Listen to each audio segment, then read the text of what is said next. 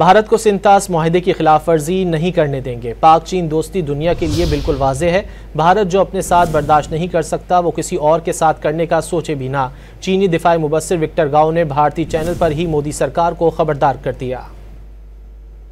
Victor, I did not mean that China would do anything to the Indus. What I was trying to ask you is that should India stop waters of the Indus, is China going to use Brahmaputra against India so that to come to the rescue of Pakistan?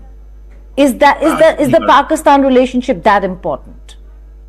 You are raising a hypothetical question. I think China-Pakistani friendship is ironclad, and China will not allow any violation of Pakistan's legitimate interest in defending its sovereignty and territorial integrity, including peaceful use of the water in the Indus River. Don't do unto others what you do not want others to do unto you. That's very important.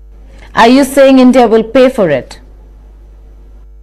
Well, I've said to disregard treaty obligations and to deny water to the people in the downstream against the treaty obligation is, in peacetime, a crime against humanity.